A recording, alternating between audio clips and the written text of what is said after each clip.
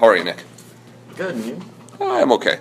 So today we looked at a bunch of different stuff, right? That is the perfect time for someone to actually start calling my phone. Perfect. Okay. So we actually looked at the Cold War today. We looked at the Berlin Wall, NATO, Warsaw Pact, two sides divided ideologically, Yeah. right?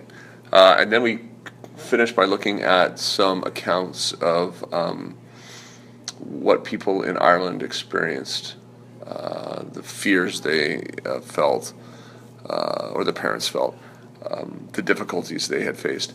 I don't know, what are your thoughts about what you read about Ireland? So I guess there's a lot of danger that's going to happen when there's so much division, I guess. It seemed that there was a lot of fear and stuff, but they still seemed like they could function.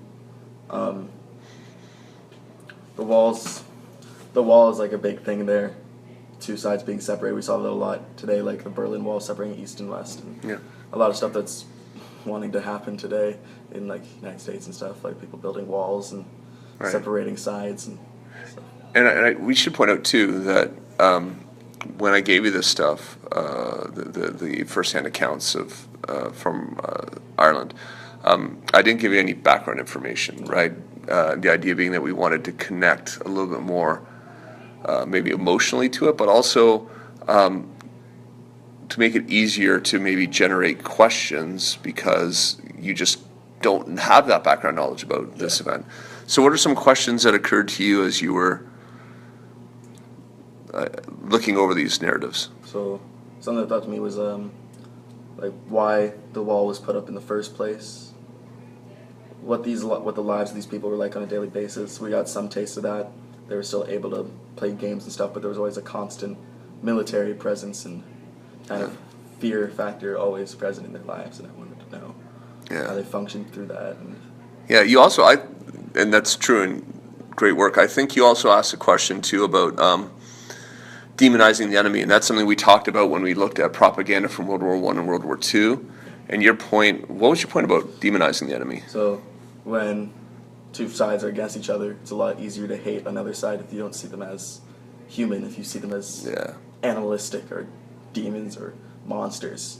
I was wondering if these sides what these stories these people were told about the other side, what the Protestants were told about the Catholics and the Catholics told about the Protestants, what things they have said to each other to make them seem evil on both. Yeah, because I think the farther that is pushed, the more the other side is demonized, and the more they are not us, the more dangerous it seems, because it seems like, how are you ever going to find a middle ground with them? Yeah. Right? It also makes it like you don't ever want to find a middle ground. Like there's no incentive to, like, these things are monsters. There's nothing here. And the more you demonize them, the more easier it is to hate them, the more easy it is to kill them, and it is to make peace.